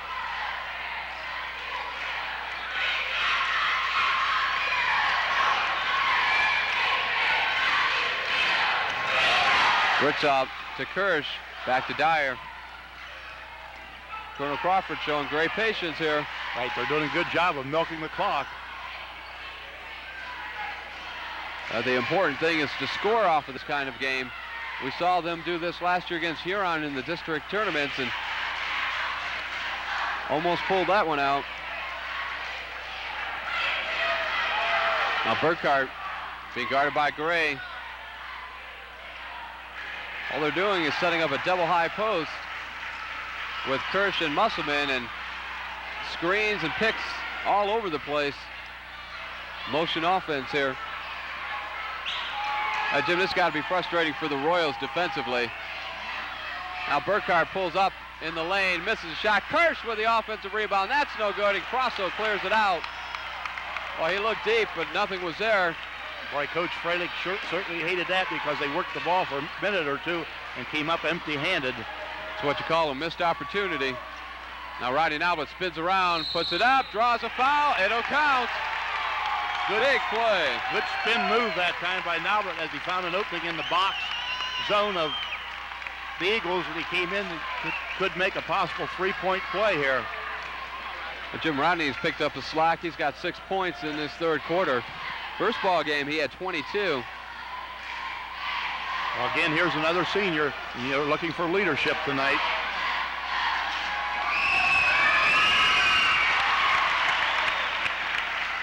He's got the three-point play. The Royals have come against Eagles again with the full court press. Less than 2 minutes to go in the third quarter. Musselman was wide open, but Burkhart couldn't get the ball to him. And now they'll pull it back out. They trail by 2. Do the Eagles. They have the ball. Dyer.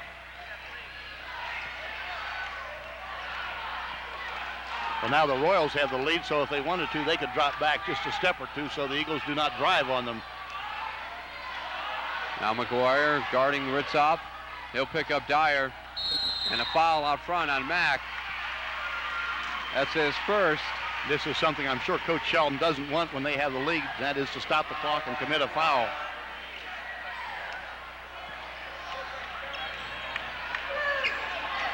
(32-30).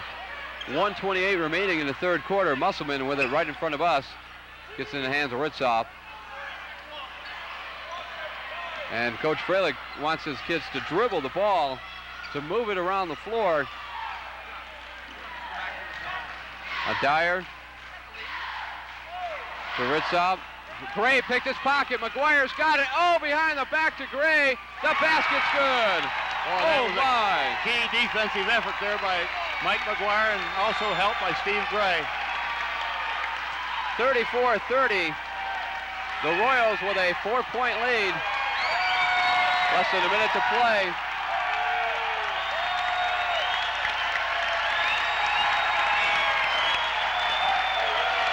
Now Ritzop back to Burkhart. Royals fans are up on their feet for the first time tonight. So our viewers watching this, patience might mention the fact that a player can have about 14 or 15 seconds. Hold it for 4 or 5, then dribble it, and then hold it before he passes again. So this is good patient offense by the Eagles. Probably you'll see Coach Sheldon put the Royals back into a zone now.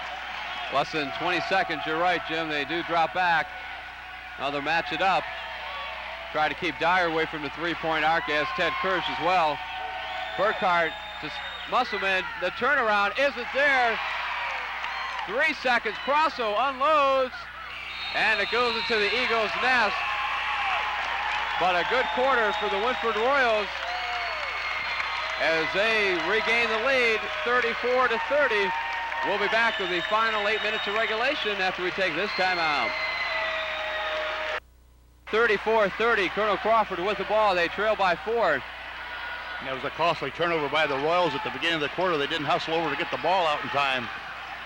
Now Dyer dribbling around, back to Stuckman. Very low-scoring third quarter for the Eagles, Jim. They only had 5. Kirsch for 3, hits the front of the rim. Noblet controls it for the Royals.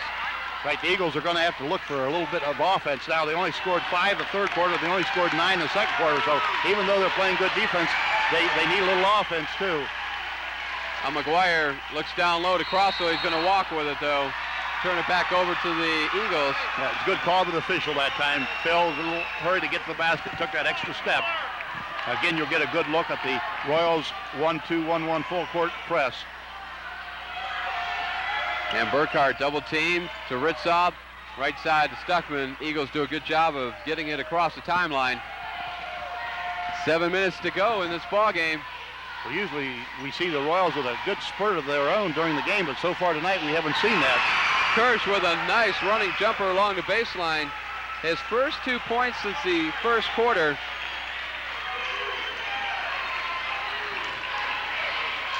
There's Gregory from the corner. That hits the rim. He chases it down, keeps it alive to Crosso. He misses the shot, but Grove is there, and he's fouled by Ritzop. That time the Royals got good inside position.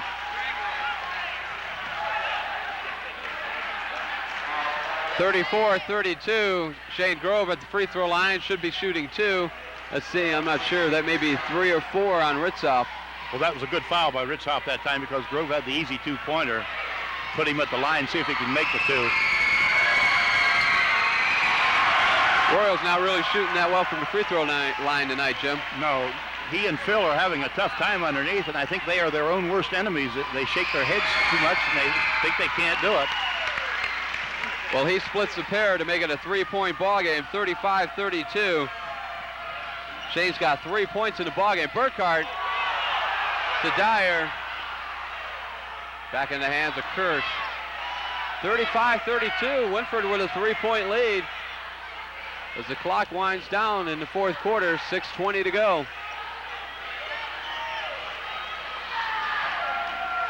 Colonel Crawford has forced Wynford into their style of play, and they trail by 3. Dyer to the basket before the no, they're going to say the basket counts. Jim, I thought they would have whistled that one off. I did too. I thought Grove reached in first, but I think they're going to give him a bucket and a foul, NBA way. Matt Johnson comes back in the ballgame for Rob Gregory. That is number 4 on shaneGrove.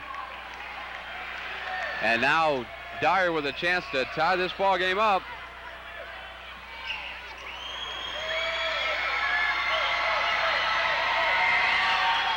And he does. I imagine Coach Sheldon will have to take shaneGrove out, which he does, and brings in Gregory because that's 4 personals on shaneGrove now.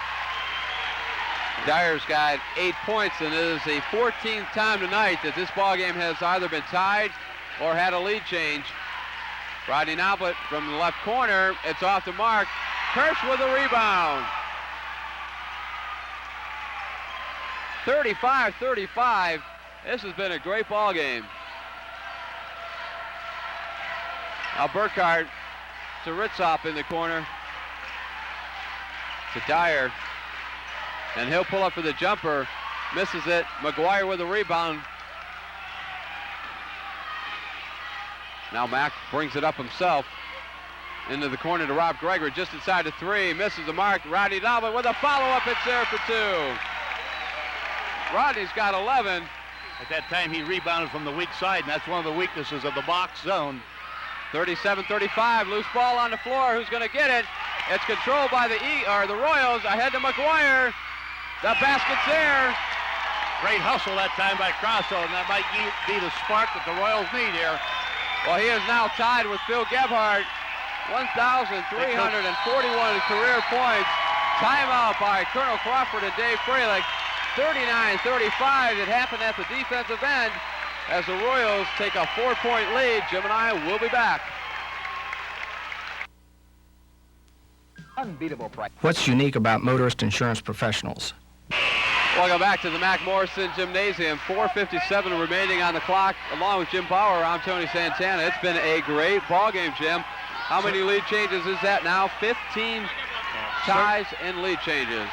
And don't go away, because this last quarter here, the last 5 minutes will take a long time, because Coach Frederick has 3 timeouts and Wynford has 2 timeouts yet. Eagles after the timeout with the ball. They trail by 4. Ritzop to Burkhardt. He'll pull up for 18. Misses it. Gregory with it. Ahead to Rodney Noblet. And Rodney will get in the hands of Mike McGuire. His next point. He'll become the all-time leading scorer in Wynford history. And he's going to have to do it from the free throw line. Blocking foul on Sean Ritzop. You'll see now, Tony, the Eagles are doing just like the Royals did the first quarter. They're only getting 1 shot. The Royals now are doing a good job of boxing off the boards. So Mike McGuire, we could see history right here, folks. 39-35 as he stands at the free throw line. He'll get a pair.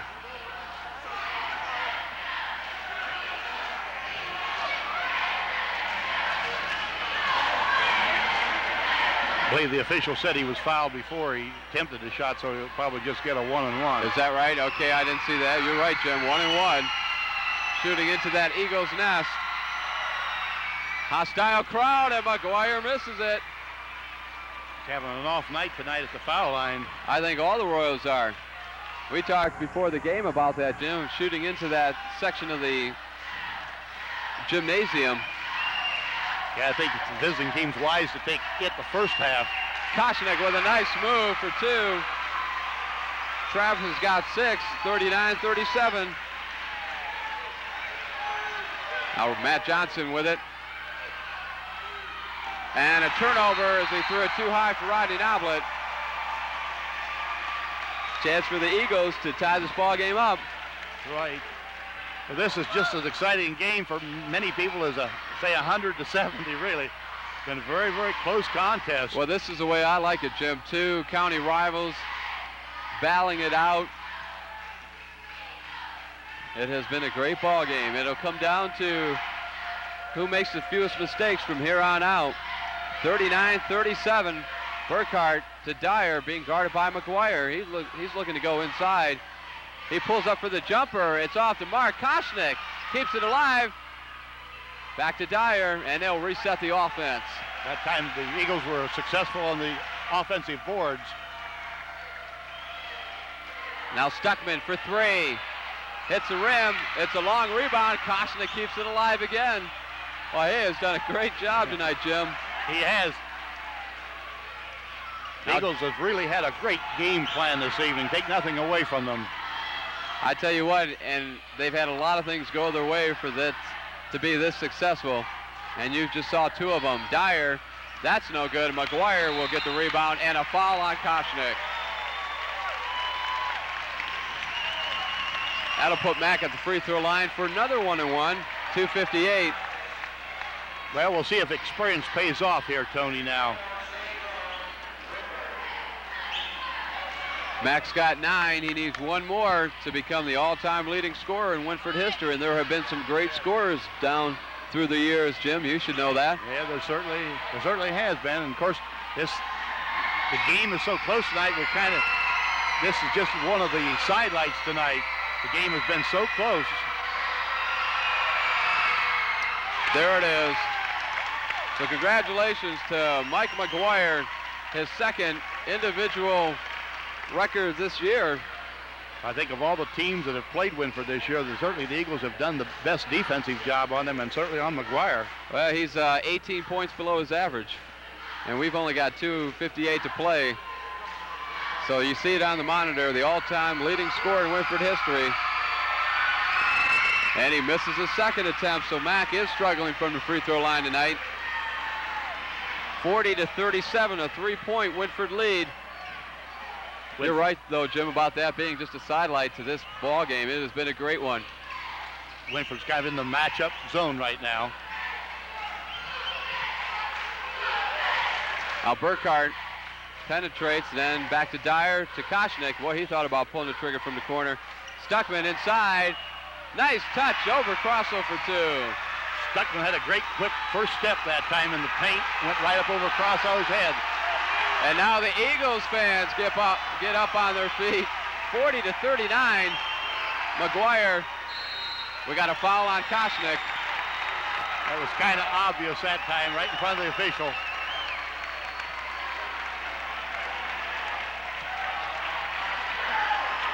Coach Freilich across from us saying, hey, Mac's throwing the elbows. I think the official was shielded a little bit, couldn't see that. That's right. I thought Not saying that he did. That's right. I think he thought the screen man, shaneGrove, said it. When shaneGrove sets a pick, it's usually a good screen. Oh, my. McGuire has missed another free throw attempt, 40-39. 2 minutes to play in the ball game. Dyer to Stuckman. He is quadruple team, loses the ball. We're going to get a jump ball. Boy, that's pretty dangerous, Jim. That's good defense for the Royals that time. And Colonel Crawford, the benefactor of the possession arrow, gets it back. Well, I'm sure we're going to see several timeouts here in the last 2 minutes, Tony. 1:56 remaining.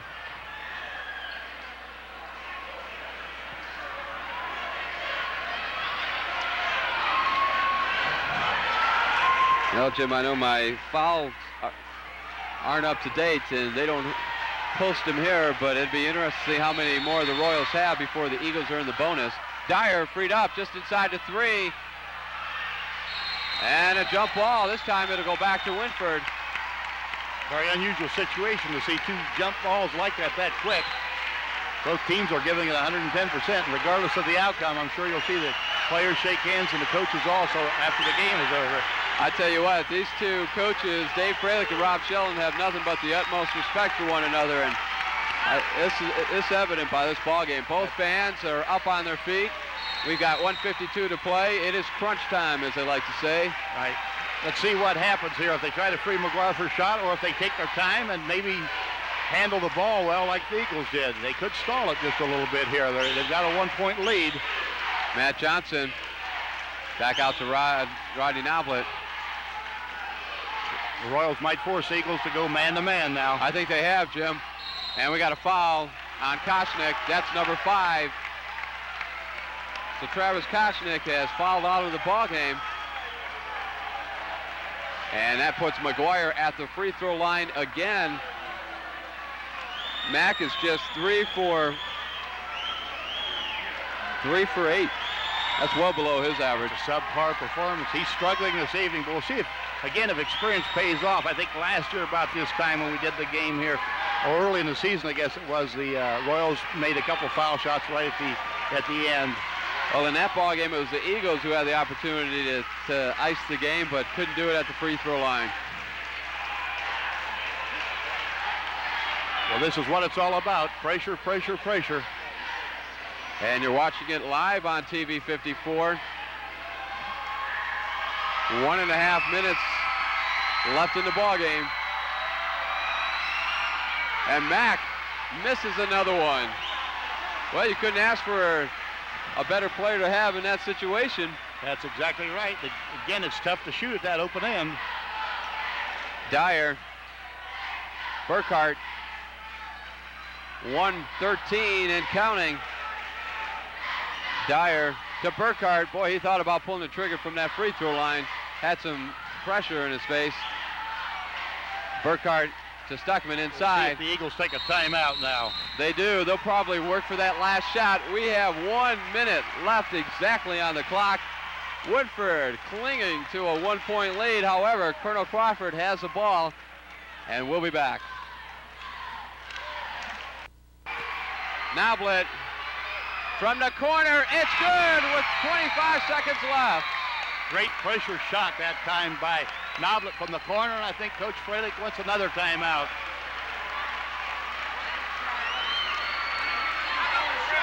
"17 ties or lead changes in this ball game. You get a good shot of the Eagles huddle there. 26 seconds left. 42-41. This time they could play for one. We'll find out right after we take this timeout.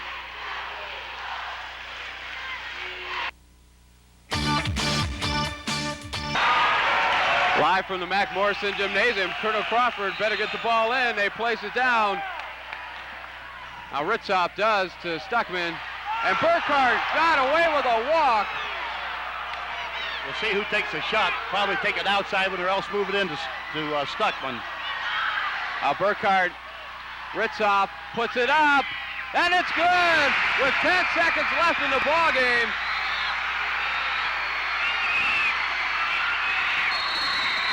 We got a foul on Burkhardt. Rodney Noblet with 4 seconds left is going to go to the free throw line. If we get a shot at Dave Freilich, oh my.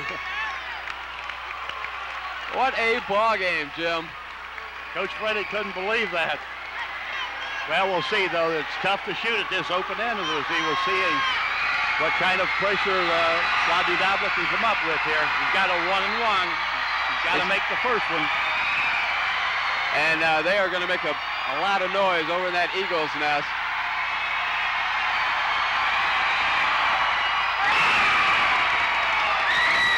Clutch free throw, clutch free throw. 4 seconds left on the clock. Chances are if he makes this one, the Eagles will take an immediate timeout to set up one, which Coach Freilich's looking at now. He misses the second one. Kirsch to Ritzoff. 1 second left from half court. We're going to overtime, folks.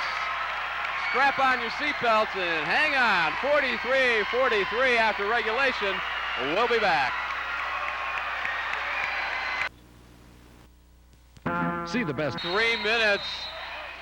They'll re-jump it. Center court, Kirsch and Crosso. And this place is a rockin' and a rollin'. Tip control by Wynford. 43-43. It is overtime. Now Matt Johnson to Crosso. And it's stolen away by Ted Kirsch. Now Burkhardt will bring it up the floor. Dyer in the lane. He just did get out of there to beat the 3-second call. Burkhardt, Ritzoff.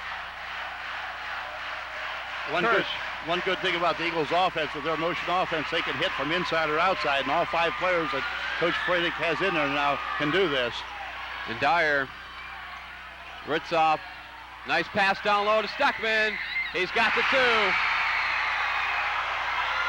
One thing that has hurt the Royals here in the last part of the game has been their free throw shooting. Rodney Noblet back out to Matt Johnson to Grover. He's got the bucket. He draws a foul on Stuckman. Good, strong inside move that time by shaneGrove. Well, it wasn't too hard that time, Jim. Now we'll see if he can kind of break the streak here and try to hit a free throw for the Royals. Again, we realize it's very tough to shoot in that open end of the gym.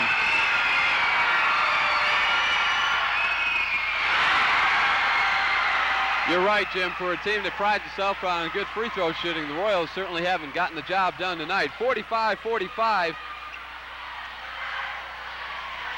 And don't forget, each team will get another timeout this overtime period if they need it. Kirsch in the lane, misses a shot. Johnson with a rebound. 1.5 minutes left in the ball game. Make that 1:36 on the clock. I believe, Tony, this is probably the first overtime game we've done this year, isn't it? Very thrilling. Noblet from the corner, missed, and it's Ritzoff with the rebound. There's Dyer. He's all alone. He draws a foul, misses a shot. He'll go to the line shooting 2, and if that's on Matt Johnson, that may be 4 or 5 on him. We'll wait and see. Well, that time Dyer hustled down the side of the floor right here in front of us and got the opportunity, and the Royals were a little slow in getting back that time on defense. Well, Jim, we picked a great ball game to do live tonight. Certainly did. Folks should be getting their money's worth this evening. It may be, again, as we said, cold outside, but certainly hot in here.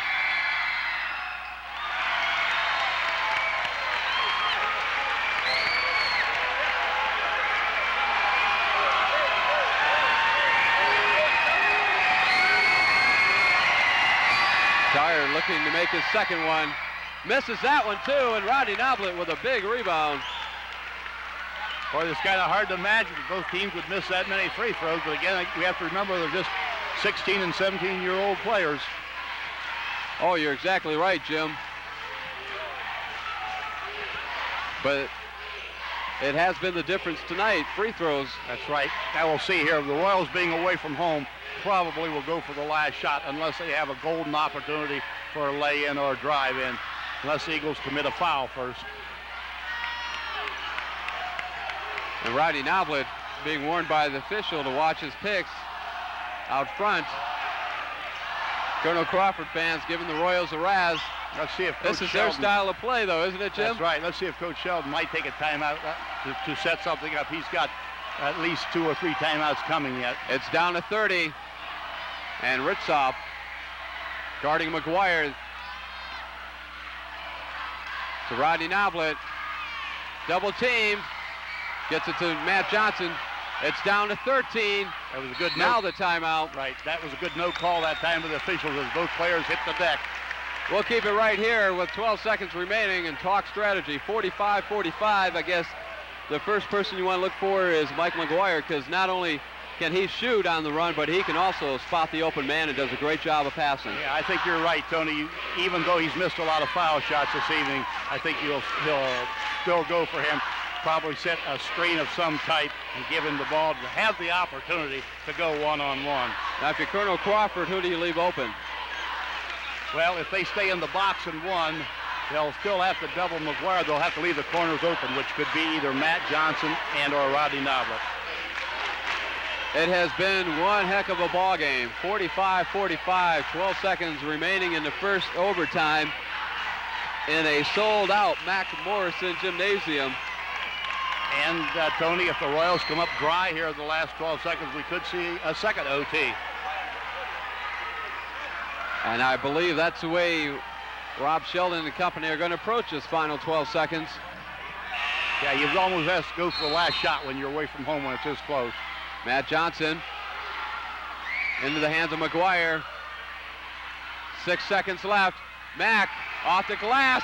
It rolls around. It goes down with 1 second left. The Eagles will now take a timeout here. That time McGuire got the opportunity, and he got to shoot over Burkhardt, who is a couple inches smaller than he is.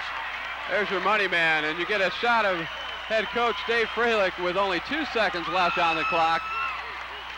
Oh my, there's your money man. Now don't be surprised now if you see Coach Sheldon put a 1-2-1-1 press. He'll probably insert the tallest player on the ball so they don't get that long pass.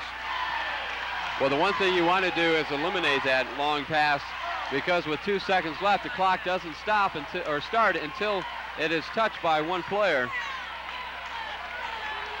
Oh, what a ball game.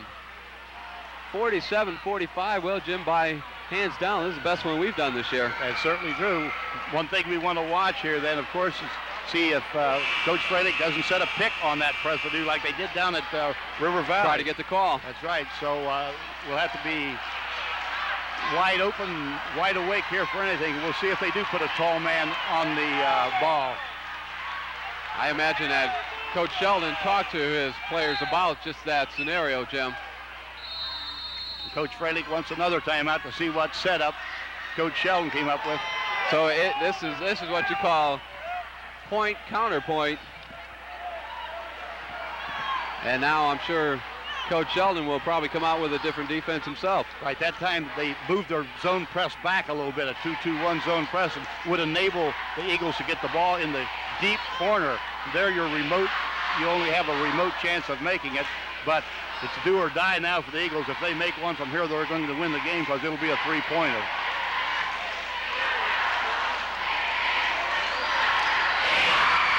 Well, in the fourth quarter, we've only seen 6 points scored, but the biggest bucket of all came from Mike McGuire with only 2 seconds left. Hey, we'll see what the final setup play here is for the Eagles. Well, stranger things have, now they come out with a slacked off defense, Jim. They're picking them up man to man. Ritzop, he's a quarterback on the football team, and he unloads right in front of us. 2 seconds left.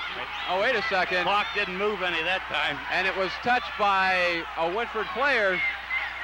So Colonel Crawford gets the break on that one. 2 seconds left. Now Kirsch will inbound it right in front of us to Stuckman. Puts it up. And it doesn't go. The Royals are the North Central Conference champions for the third year in a row. No matter what happens next week at home against River Valley, they have assured themselves of at least a share of that championship, and our tip of the hat to the Colonel Crawford Eagles for what has been the best ball game so far this year on TV 54. 47-45, an overtime thriller. And we're hoping to get comments from both coaches. So stay with us. We'll take a timeout and we'll be back. Back to the Mac Morrison Gymnasium, and what a ball game tonight, Jim. It's one of the best ones we've ever seen, Tony. And as we said earlier, when you put these two county rivals together, you throw all the record books out, all the scores, and all the previous games. And I'm not taking anything away from Wynford. They came out on top, but the Eagles had a tremendous game plan this evening. 47-45 was the final score, and when the game was on the line, it got in the hands of Mike McGuire. An off night for Mac, but when it was on the line, he came through. Right. When the Royals took the last time out, we thought that McGuire would probably get the ball, at least create the opportunity to get the ball and set a score. And there was a mismatch there, and he shot it right over Burkhart's head. You could see it in his eyes that he didn't want to give up that ball. He wanted to take the shot himself. So I think Mike knows in his own heart probably he didn't have one of his better games, especially from the free throw line. But at least he didn't give up as well as the other Royals. But it was just a tremendous good game, really a great defensive ball game all the way through. And we're going to get some comments from both coaches, hopefully. So we're waiting for everything to clear out now. And 47-45. I'm not even going to give you any numbers because I lost track there, Jim, and I was just paying so much attention to what was going on in the ball game that it was hard to keep track of who was doing what and who was fouling who. And all I know is that the Royals had a chance from the free throw line in the regulation period, but on a team that prides themselves on doing well from the charity stripe, they weren't there tonight. Well, Tony, you don't see too many of these close defensive ball games like this anymore.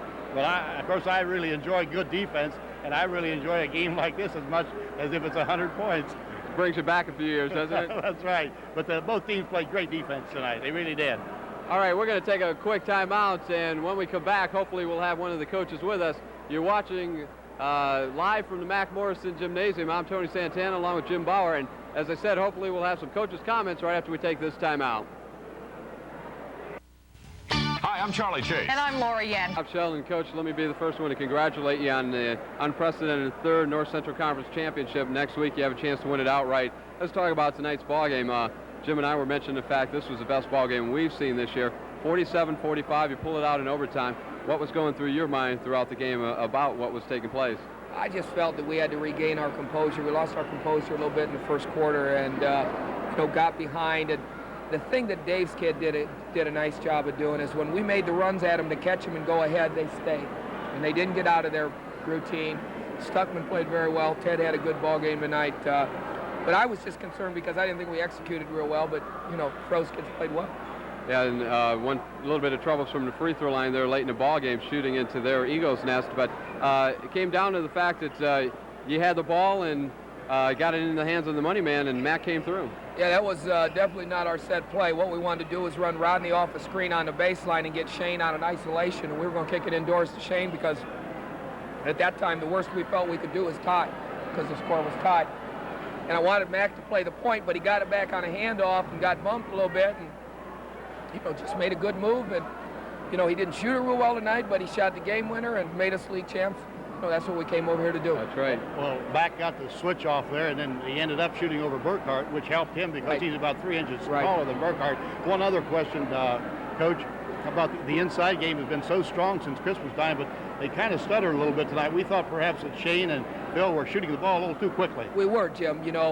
We got a couple shots supposedly blocked in the first quarter, and I was disappointed with the consistency of the way the game was run. But when you get a couple shots blocked, you have a tendency to even be quicker. And we walked with the ball a couple times in the low post, and we're not pretty low post players, Jim, and we tried to be a little cute instead of just power the ball through somebody's face, and that's why we didn't score. Don't you think then also a close game like this, and especially if you get a W, will certainly help you for tournament time? It always helps, just to win. We never do play very well over here, and it's a situation where we could turn around in a couple weeks and play them again, and his kids certainly have confidence, and I don't think this is going to affect our kids. We'll come back and play well tomorrow, and hey, we're 15-1, third in the state, and thanks to the big guy, we shouldn't drop too far. Hey, looking at tomorrow night's game, you got Swanton. What do you know about that team, and what do you expect tomorrow night at home? I know absolutely nothing, Tony. I haven't had a chance to scout them. I'll make a couple phone calls tomorrow. The assistant coach was my roommate in college. The head coach is an old buddy from Lima that I've spent some social time with, so I'll just ask him before the game, and he'll tell me everything he's going to do. Coach, once again, congratulations on your, like I said, unprecedented. You got one of the goals that we talked about earlier or before the season was a third North Central Conference championship. You win it outright next week with a victory against River Valley at home, and I'm sure the House of Thrills is going to be rocking and rolling. Well, it was rocking over here, and Dave's kids had the place going, and we were lucky to win. They played well, and we didn't play well, but we didn't play well because his kids guarded us well tonight. That's right. One thing we mentioned too, over here, it's pretty tough to shoot at the open end the last half of the game with the fans and so on. Well, I'll tell you what, if the situation comes up all over again, I still want number 11 there shooting the ball.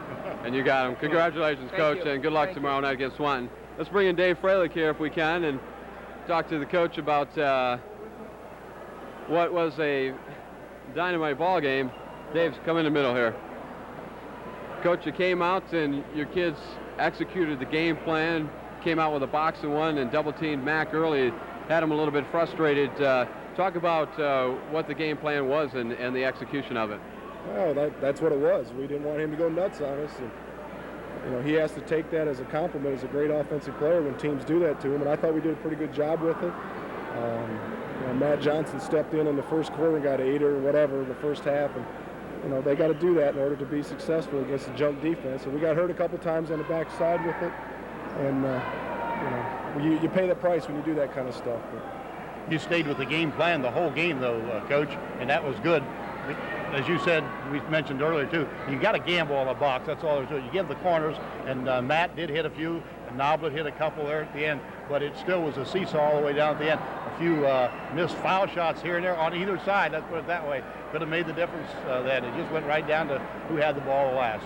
Well, they had their opportunities at the line to win it, and didn't do it. And, we had an opportunity or two and didn't do it, and then, they went to the money man in the last possession, and we got it done. We go home and lose. Yeah, but you got to be awful proud of your team, though. I think they gave 110% tonight, and even though they had an L, I think this will help them come toward tournament time. Yeah, no question. I'm as proud of as you can be when you lose a game. That's no fun, but our kids did exactly what we want to do. You can't turnovers and a missed shot and those kinds of things are part of the game. But as far as what we wanted to do, we did it very, very well, and we just go on from here. Well, Dave, this team has been playing extremely well for the month of January, heading into tournament time, and that seems to be the case with your teams of past. Going into the tournament draw, I know it's kind of early to talk about this, but what kind of situation are you looking for over there? A good pill. That's our only hope. We've played everybody in the tournament except Clear Fork, and we'd take a shot at both Ontario and Wynford again if we had to, because I think our kids believe that we can win when we play to our capabilities, and we don't have any choice. I mean, it's going to be 1 and 2 seeds, and we get a pill and go home. That'll take 5 minutes, but we're not worried about. We've got to worry about it because we draw tomorrow, or it seems like Saturday. We draw Sunday. Sunday afternoon. This seems like a Saturday with no school. We just hope that you don't get the number 3 and number 4. Yeah, pills. you try to, if you can avoid it, but there's not a whole lot you do, and only 4 are drawn. Well, our immediate goal is to bounce back, and we've got 2 games yet, and we can get a winning season out of this whole thing, and that's our objective in the last 2 weeks.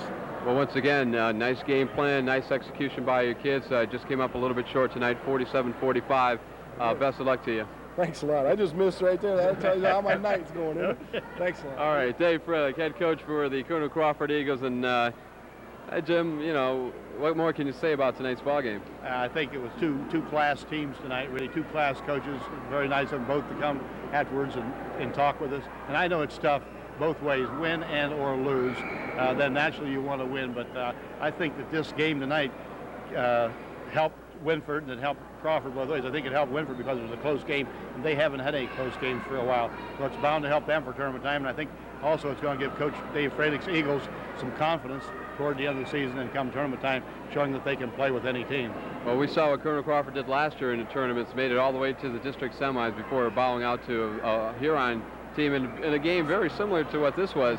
So we're glad to bring you this ball game live tonight on TV 54. One of the sponsors we want to thank are United Ohio Mutual Insurance, and that's going to wrap it up for our cameraman Dave Evans. In the truck we had Jim Ray tonight, and for Jim Bauer, I'm Tony Santana saying so long from the Mac Morrison Gymnasium. 47-45, Wynford pulls it out in overtime. It's 4-4 in conference play. As is the case every week, some great scores, interesting ball games. Willard, the uncontested champion of the NOL, they were victors tonight over Norwalk, 78-70. We'll have highlights later on today's show. River Valley and Wynford. Wynford is the NCC unmolested, uncontested champion of the NCC, 72-62 over River Valley. Tony Santana will join me with highlights of that ball game as well. Looking down through the list, Colonel Crawford playing some great ball, 83-53 over Elgin. Also, Bucyrus beats Bellevue in a big way, 77-64. We'll have highlights of that ball game with Rusty Smith as well. Phil Harris will join us tonight. He had a Shelby Gallion game. Shelby 79-53 over Gallion in that contest. And we'll also have a special feature with Bill Rames Sr., the founder of the Bill Rames Invitational Bowling Tournament, which gets underway tomorrow at Suburban Lane. So we'll talk to him. In fact, he'll be our first segment. But first, it's time to pay the bills, and we'd like to thank the